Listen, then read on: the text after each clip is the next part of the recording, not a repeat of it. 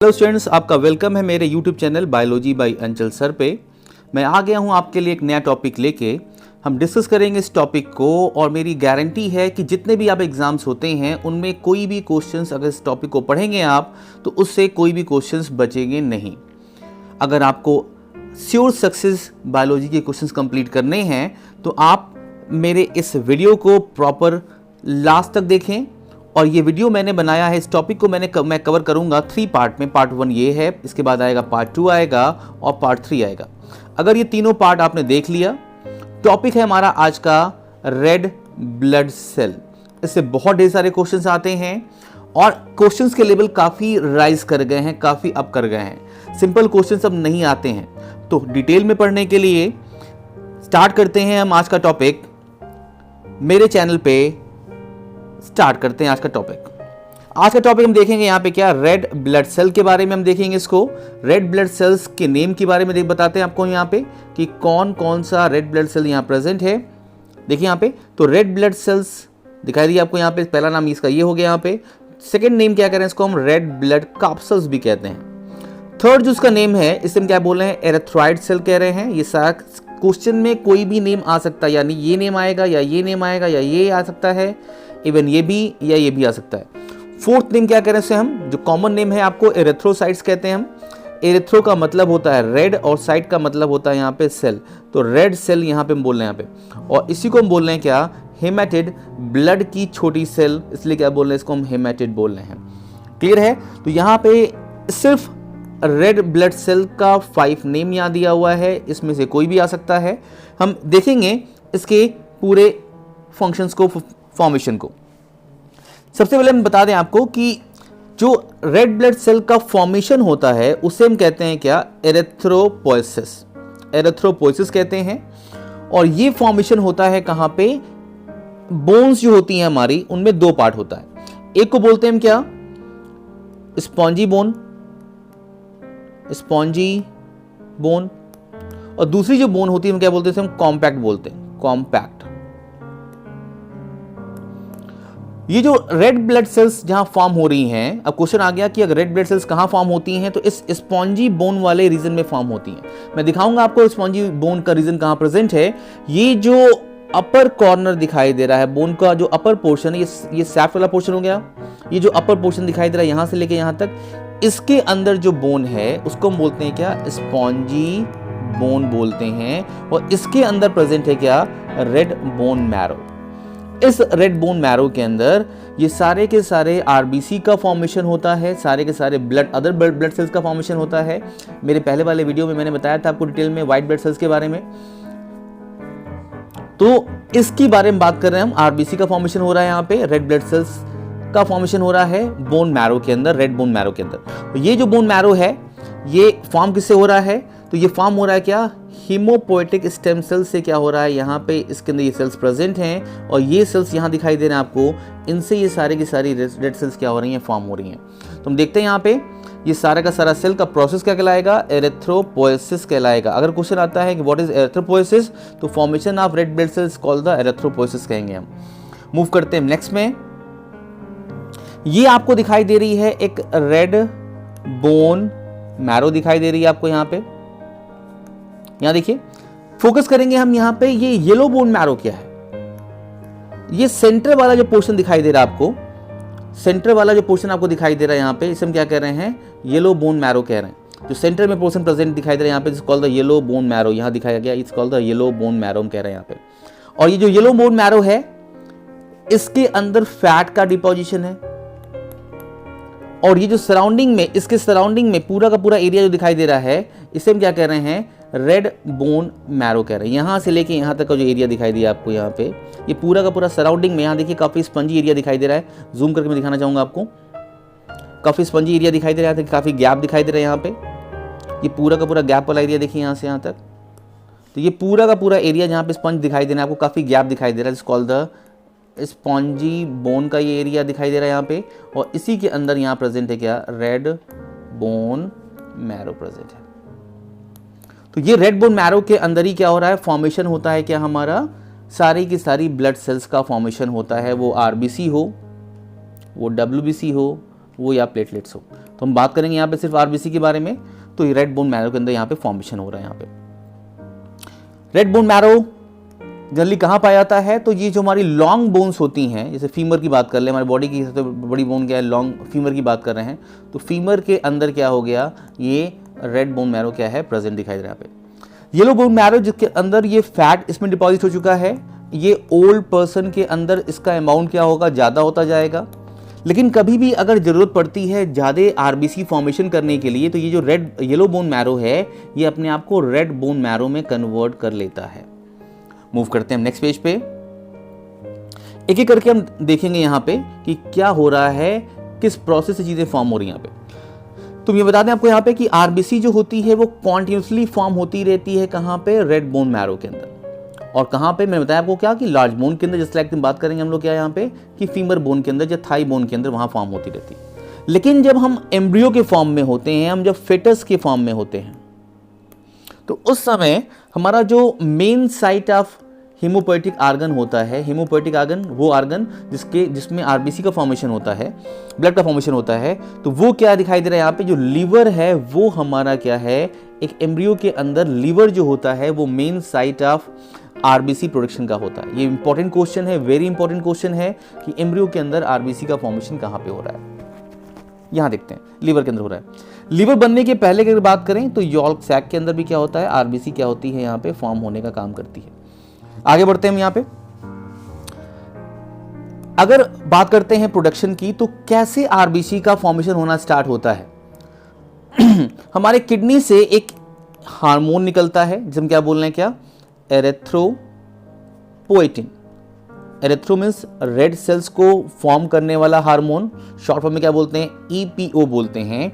ये हार्मोन कहाँ से निकल रहा है? किडनी से निकल रहा है। ध्यान देंगे आप यहाँ पे। ये हार्मोन एक्ट करता है कहाँ पे? जाता है कहाँ पे? रेड बोन मैरो में, और वहाँ पे जाके जो स्टेम सेल्स होती हैं उनको एक्टिवेट करता है फॉर्म करने के लिए आरबीसी को। तो ये हार्मोन का नेम आप याद रखेंगे, एरिथ्रोपोएटिन। शॉर्ट फॉर्म में क्या कह रहे हैं इसको? हम ईपीओ कह रहे हैं। ये क्या करता है? स्टिमुलेट करता है आरबीसी के फॉर्मेशन को। मूव करेंगे हम नेक्स्ट पेज पे एक नए इंपॉर्टेंट पॉइंट के साथ। हमारे बॉडी के अंदर अगर देखा जाए तो पर सेकेंड में अप्रॉक्स 2 मिलियन न्यू आरबीसी क्या हो रही है? प्रोड्यूस हो रही है पर सेकेंड। कितना फास्ट रेट है ये फॉर्मेशन करने के लिए, और कहां पे हो रही है? एक एडल्ट ह्यूमन के अंदर एक ये नॉर्मल रेट दिखाई दे रहा है यहां पे। तो ये क्या हो गया? अप्रॉक्स 2 मिलियन, किसी की बुक में लिखा जाता है 2.4 मिलियन, तो भी इसको सही मारेंगे आप यहाँ पे। तो 2 से लेके मान लीजिए 2.4 मिलियन जो है ये न्यू आरबीसी का फॉर्मेशन होता रहता है पर सेकेंड।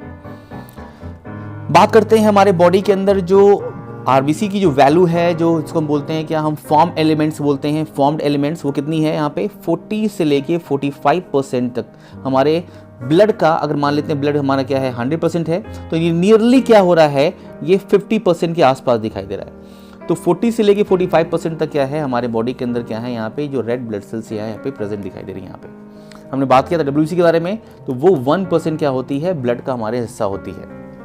मूव करते हैं इसके साथ नेक्स्ट पे। अगर बात करें कि आरबीसी का फॉर्मेशन, तो हमने देखा था कि एरिथ्रोपोइसिस को कहते हैं आरबीसी के फॉर्मेशन को। लेकिन हम बात कर रहे हैं आरबीसी की डेथ को। आरबीसी की डेथ को क्या कहते हैं? जो उसकी डेथ हो रही है, अपना लाइफ स्पैन कंप्लीट कर ली। हर एक ऑर्गेनिज्म का अपना एक लाइफ स्पैन होता है। लाइफ स्पैन कंप्लीट करने के बाद उसकी क्या होती है? मेटाबॉलिक एक्टिविटी डाउन हो जाती है, अल्टीमेटली उसकी डेथ हो जाती है। तो लाइफ स्पैन आरबीसी का कंप्लीट होने के बाद जब उसकी डेथ होगी तो उसको क्या कहेंगे?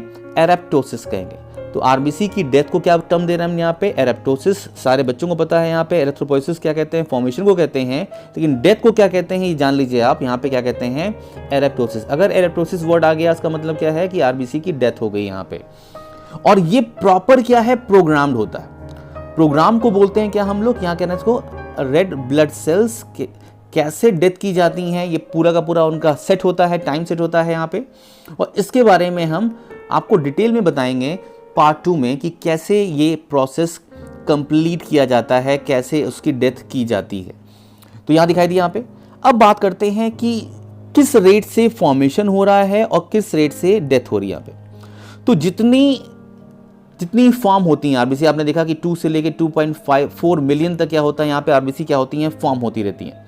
तो सेम इसी रेट से क्या होगा, इनकी क्या होगी, डेथ होती रहेगी। एग्जैक्टली सेम रेट से क्या होगी, फॉर्मेशन भी होगा, इनका फॉर्मेशन भी हो रहा है, और इसी रेट से क्या हो रहा है, इनकी डेथ हो रही है। क्यों ऐसा हो रहा है?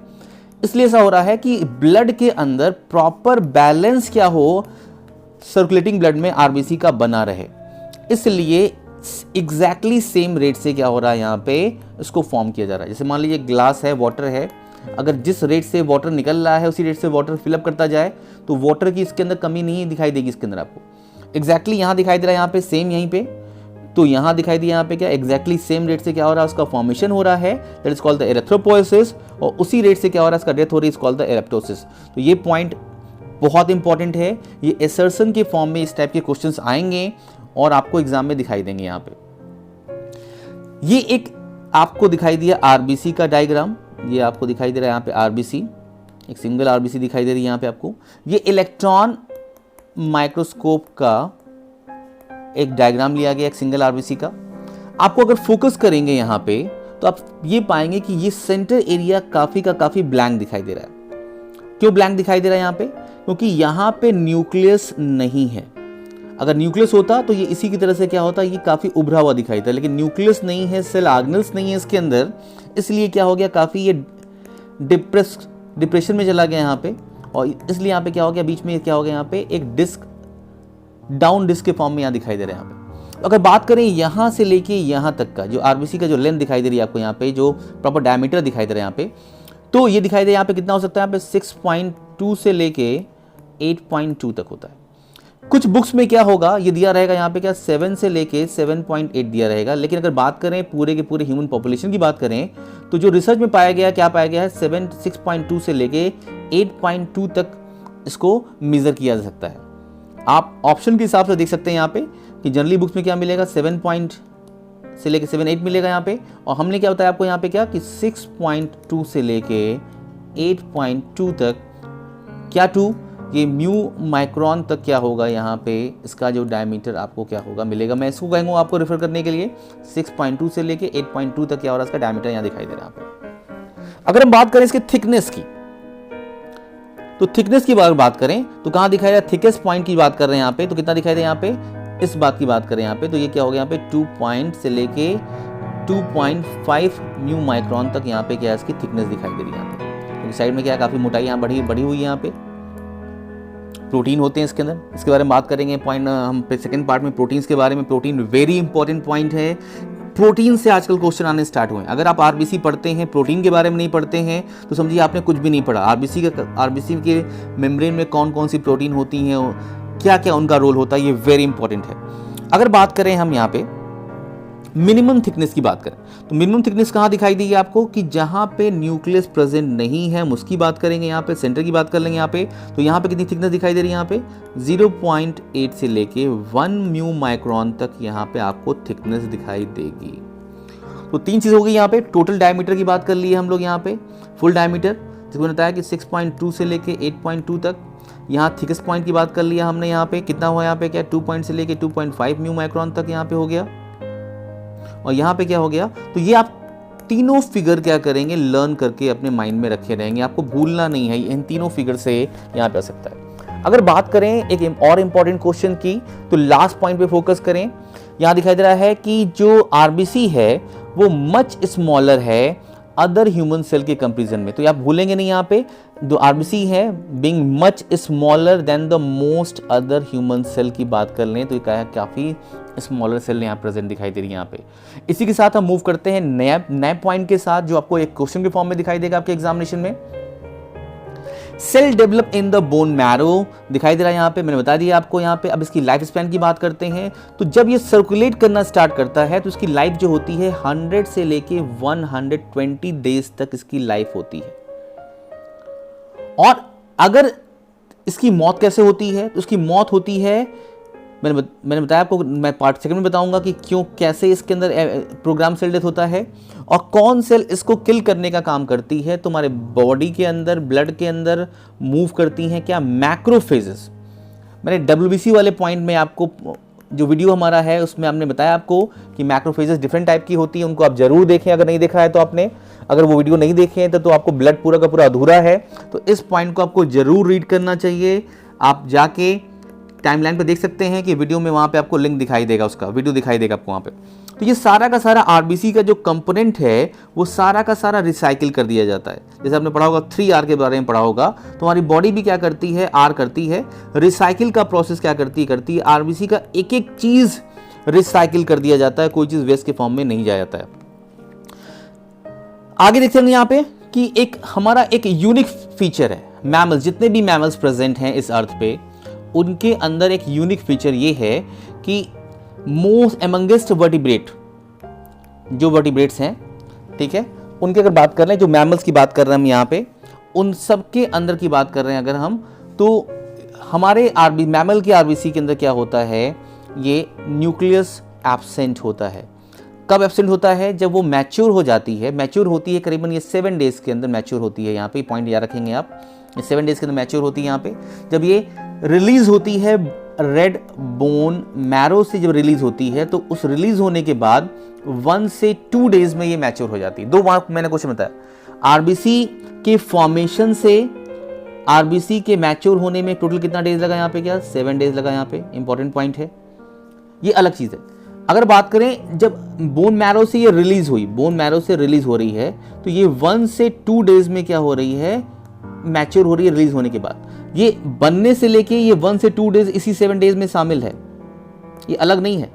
जब मैंने क्वेश्चन आएगा कि रिलीज होने के कितने दिन बाद मैच्योर होती है, तो बोलेंगे क्या 1 से 2 डेज में, और टोटल कितने डेज में मैच्योर होती है, तो क्वेश्चन आएगा यहाँ पे क्या 7 डेज में क्या होती है मैच्योर होने का, ये रोल प्ले करती है। यहाँ पे हम देखेंगे इसको भी यहाँ पे। अब यहाँ पे एक इंपॉर्टेंट क्वेश्चन, सारे के सारे मैमल्स के अंदर तो न्यूक्लियस मैच्योर स्टेज में नहीं होता है, क्या कोई ऐसा और ऑर्गेनिज्म है जो मैमल नहीं है, जो मैमल नहीं है लेकिन उसके अंदर न्यूक्लियस प्रेजेंट नहीं है?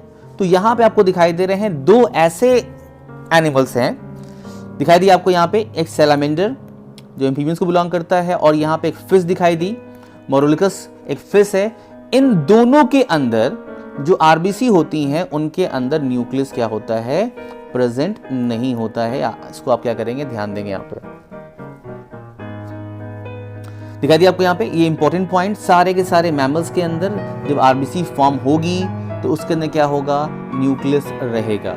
लेकिन जब वो मैच्योर होने लगेगी, रेटिकुलोसाइट्स के फॉर्म में रिलीज होगी वहां से, तो उसके अंदर क्या होगा, न्यूक्लियस नहीं होगा। न्यूक्लियस क्यों नहीं हो रहा है, इसके पीछे भी रीजन यही है कि अगर न्यूक्लियस रहेगा तो हीमोग्लोबिन को प्लेस नहीं मिलेगी। तो हीमोग्लोबिन को प्लेस देने के लिए इस आरबीसी से न्यूक्लियस को निकाल के बाहर कर दिया जाता है। ध्यान देंगे आप, न्यूक्लियस को निकाल के सेल से बाहर कर दिया गया।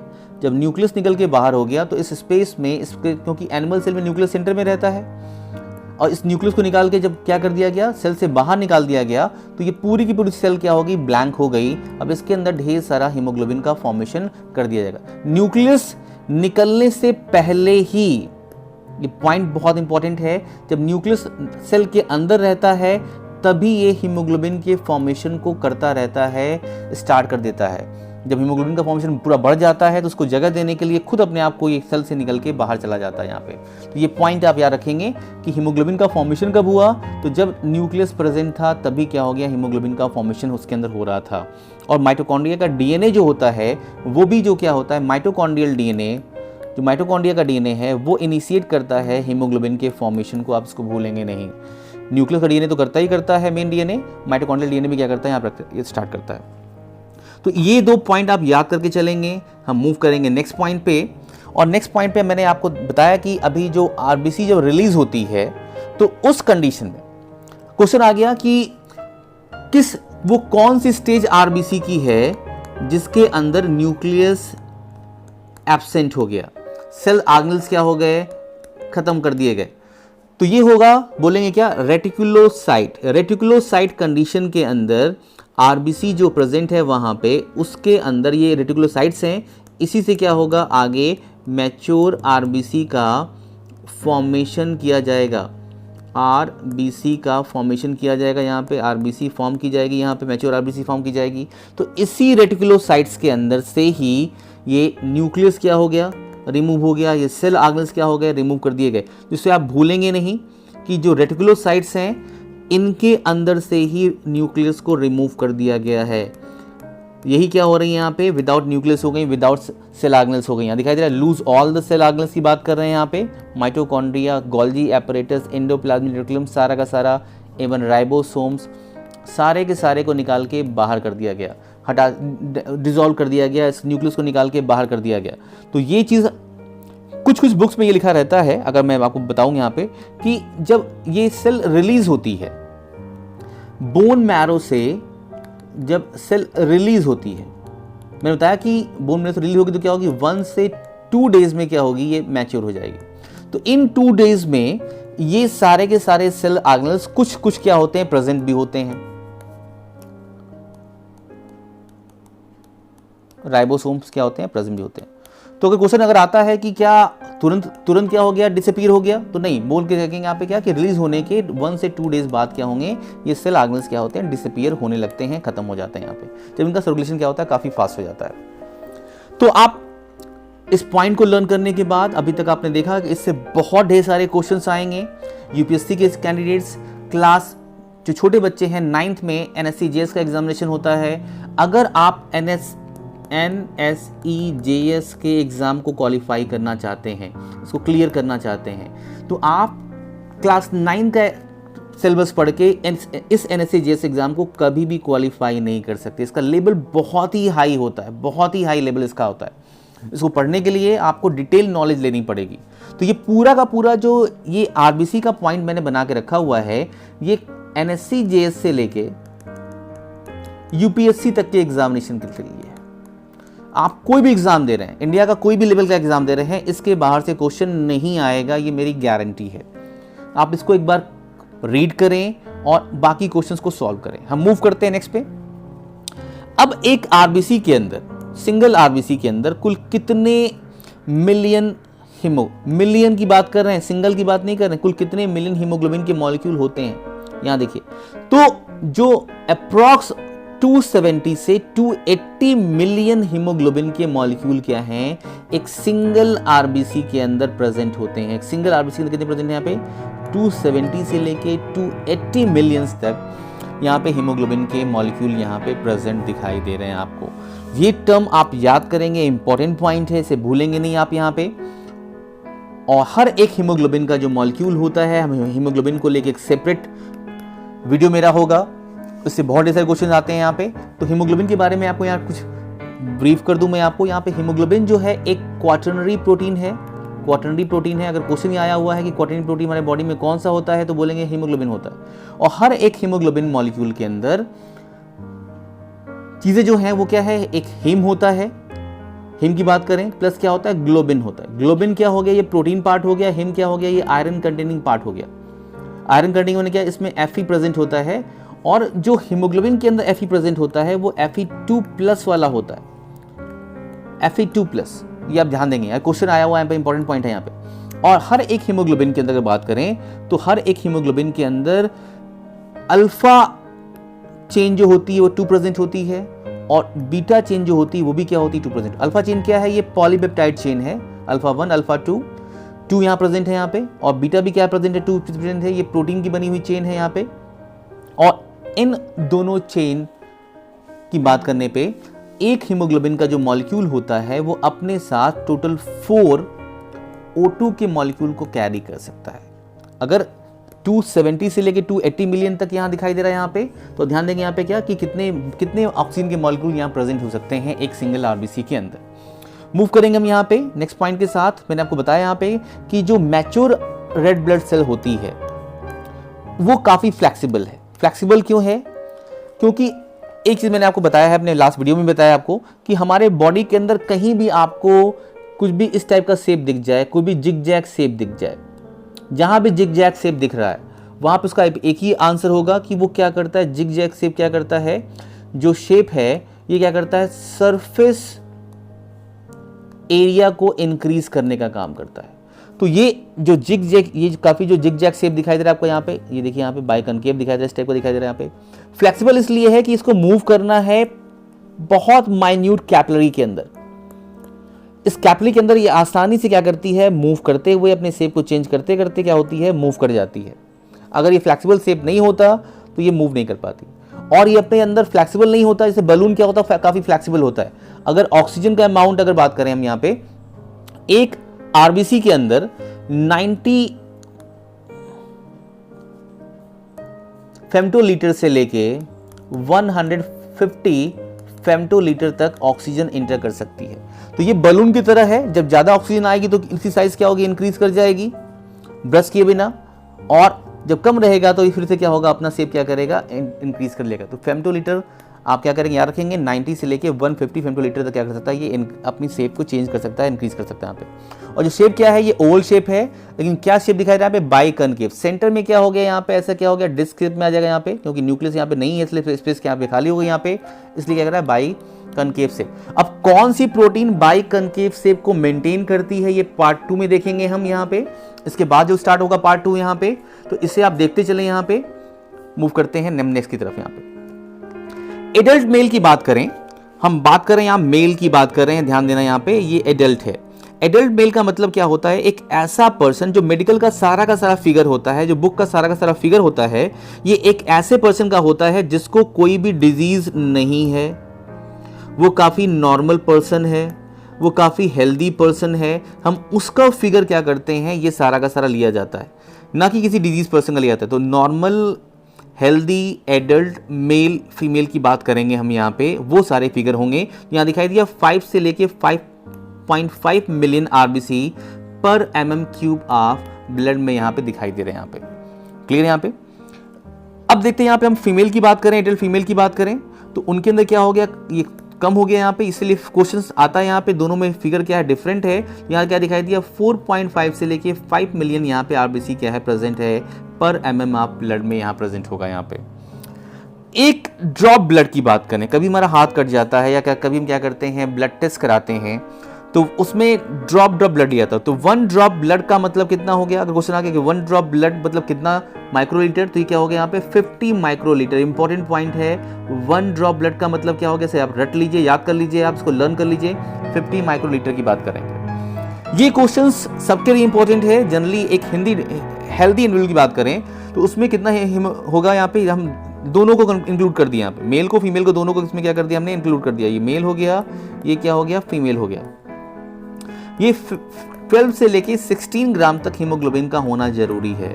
और हीमोग्लोबिन का फॉर्मेशन किससे हुआ है, बताया आपको यहाँ पे क्या कि आयरन पार्टिकल से हो रहा है, आयरन से हो रहा है, प्लस किससे हो रहा है, यहाँ पे ग्लोबिन जो प्रोटीन होता है उससे क्या होता है, इसका फॉर्मेशन होता है। जो नेक्स्ट पॉइंट आ रहा है यहाँ पे इंपॉर्टेंट पॉइंट है। अगर हम देखेंगे कि हमारे जो आरबीसी के अंदर हीमोग्लोबिन का फॉर्मेशन हुआ, कितना हुआ, आप देखिए आपने यहाँ पे क्या कि 270 से लेके 280 मिलियन तक यहाँ पे प्रेजेंट है। कहाँ प्रेजेंट है, साइटोसॉल के अंदर प्रेजेंट है। साइटोप्लाज्म तो कह नहीं सकते हम यहाँ पे, क्योंकि कोई सेल ऑर्गेनेल प्रेजेंट वहाँ पे है नहीं, सिर्फ लिक्विड प्रेजेंट है। तो लिक्विड पोर्शन को क्या बोलते हैं हम, साइटोसॉल बोलते हैं सेल का। इसके अंदर जो अगर बात करें तो टोटल 33% जो वेट आ रहा है उस आरबीसी का, आरबीसी में से जो 33% वेट किसका है, वो किसका है, इस हीमोग्लोबिन का वेट है। यहाँ पे ये इंपॉर्टेंट फैक्ट पॉइंट है। यहाँ पे दिखा दिया, यहाँ पे न्यूक्लियस क्या हो गया, loss of nucleus during the RBC production and constitute about the 33% of the cell weight क्या कर रहा है यहाँ पे, ये दिखाई दे रहा है यहाँ पे। तो दिखाई दिया यहाँ पे एक पॉइंट पहले लाइन में, इंपॉर्टेंट पॉइंट मैंने आपको बताया था कि सिंथेसाइज कब हुआ, तो ये दिखाई दे रहा है यहाँ पे बिफोर लॉस ऑफ न्यूक्लियस, ये सारा का सारा हीमोग्लोबिन बना दिया गया। क्योंकि जो कोई भी अगर कंपोनेंट बन रहा है तो उसका सिग्नल कौन देता है, डीएनए करता है। डीएनए पे जो जीन्स प्रेजेंट हैं वो क्या करते हैं, सिग्नल देते हैं फॉर्मेशन करने के लिए। तो जब डीएनए रहेगा तभी बना होगा। और डीएनए कहाँ प्रेजेंट है, 2 जगह प्रेजेंट है आरबीसी के अंदर, एक है न्यूक्लियस के अंदर और दूसरा कहाँ पे, उसके माइटोकॉन्ड्रिया के अंदर। तो ये दोनों डीएनए क्या कर रहे हैं, फॉर्म कर रहे हैं, सिग्नल दे रहे हैं किसको फॉर्म करने के लिए, इस हीमोग्लोबिन को फॉर्म करने के लिए सिग्नल देने का काम कर रहे हैं, जिसे आप भूलेंगे नहीं। और तो ये क्या हो गया, 33% वेट क्या हो गया, यहाँ पे क्या कर रहा है, इसको मेंटेन करने का काम कर रहा है। अब बात करते हैं, इससे क्वेश्चंस बहुत आए हैं, इंपॉर्टेंट पॉइंट यहाँ दिखाई दे रहा है कि आरबीसी जो ट्रांसपोर्ट करता है, आरबीसी के अंदर क्या है, जब भी ट्रांसपोर्टेशन की बात आएगी तो हम हीमोग्लोबिन के बारे में बात करेंगे यहाँ पे विद इन द आरबीसी की अगर बात करें हम तो आरबीसी जो ट्रांसपोर्ट करता है हीमोग्लोबिन के थ्रू, ये 97% O2 को ट्रांसपोर्ट करता है। और जो 3% O2 है वो डिसॉल्व फॉर्म में, किस फॉर्म में, डिसॉल्व फॉर्म में, वो प्लाज्मा में क्या होती है, ये फ्लो कराई जाती है, इसे ट्रांसपोर्ट किया जाता है टिश्यू तक, लंग से लेके इसको टिश्यू तक क्या करेंगे, ट्रांसपोर्ट करने का काम करेंगे। जो आरबीसी का हीमोग्लोबिन है, हीमोग्लोबिन जो है वो CO2 को भी ट्रांसपोर्ट करता है बाइंड करके, और ये कितना ट्रांसपोर्ट करता है, ये 20 से लेके 25% ट्रांसपोर्ट करने का काम करता है। ये सारा फिगर आपको लर्न करना है, वेरी वेरी इंपॉर्टेंट है। अगर आप इसे लर्न नहीं किए तो कई एग्जाम के क्वेश्चन छूट जाएंगे। आरबीसी का जो हीमोग्लोबिन है वो कितना ट्रांसपोर्ट कर रहा है, O2 तो 97% कर रहा है। आरबीसी के अंदर जो हीमोग्लोबिन है वो कितना ट्रांसपोर्ट कर रहा है, CO2 तो 20 से 25% कर रहा है। बाकी जो है वो प्लाज्मा में क्या करेगा, वो डिसॉल्व होकर मूव करेगा। यहाँ पे इवन अगर का क्वेश्चन आता है कि 1 ग्राम हीमोग्लोबिन, वेट से मैंने बात कर रहा हूं, वेट से अगर जो 1 ग्राम हीमोग्लोबिन का जो हीमोग्लोबिन होगा वो अप्रॉक्स 1.34 ml O2 क्या करता है, कैरी करता है, ट्रांसपोर्ट कराने का काम करता है। ये वेरी इंपॉर्टेंट पॉइंट है, ये आपको एग्जाम में दिखाई देगा, ये बहुत इंपॉर्टेंट पॉइंट है, इसे आप लर्न कर लें। तो 1 ग्राम हीमोग्लोबिन क्या देगा, 1.34 ml O2 को क्या करता है, ये ट्रांसपोर्ट करने का ये प्रोसेस रोल प्ले करता है यहाँ पे। तो ये हमने देखा यहाँ पे।